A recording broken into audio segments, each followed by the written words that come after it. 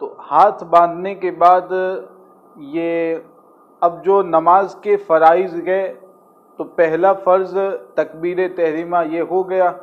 اب نماز کا جو دوسرا فرض گئے قیام، اور قیام کا مطلب یہ ہوتا ہے کہ فرض، واجب اور فجر کی 2 سنتیں، یہ جو 3 نمازیں ہیں، فرض، واجب، وتر کی نماز، عیدین کی نماز، اور وتر کی جو فجر کی 2 سنتیں، تو ان 3 نمازوں کو کھڑے ہو کر پڑھنا یہ فرض ہے، ضروری ہے.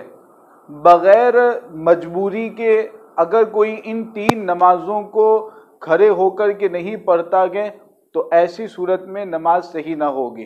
ہاں اگر واقعی مجبوری ہے، ایسی مجبوری ہے کہ وہ کھڑا نہیں ہو سکتا، یا ایسی مجبوری ہے کہ وہ سنت طریقے کے مطابق سجدہ نہیں کر سکتا، تو ان نمازوں کو بھی اب بیٹھ کر کے اشارے سے پڑھ سکتا ہے.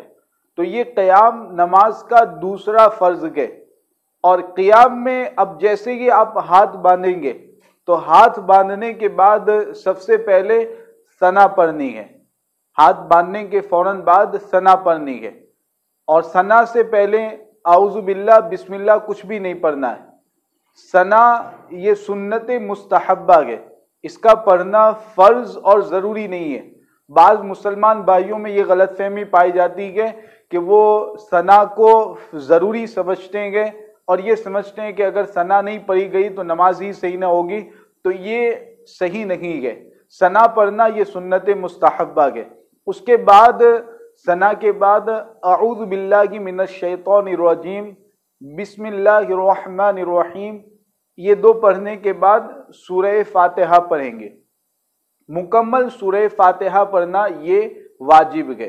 بیچ میں جو اعوذ باللہ اور بسم اللہ پڑھنا ہے وہ بھی سنت مستحبہ ہے، ضروری نہیں ہے.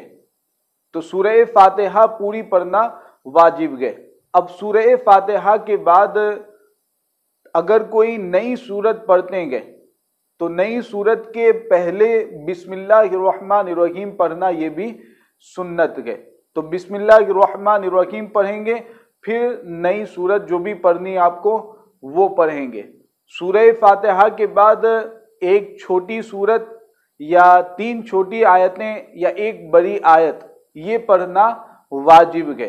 تو قیام میں آپ کو یہ چیزیں کرنی ہے. ثنا کے بعد سورہ فاتحہ، بیچ میں اعوذ باللہ بسم اللہ، اس کے بعد نئی سورت پڑھتے ہیں تو بسم اللہ، اس کے بعد پھر نئی سورت پڑھیں گے.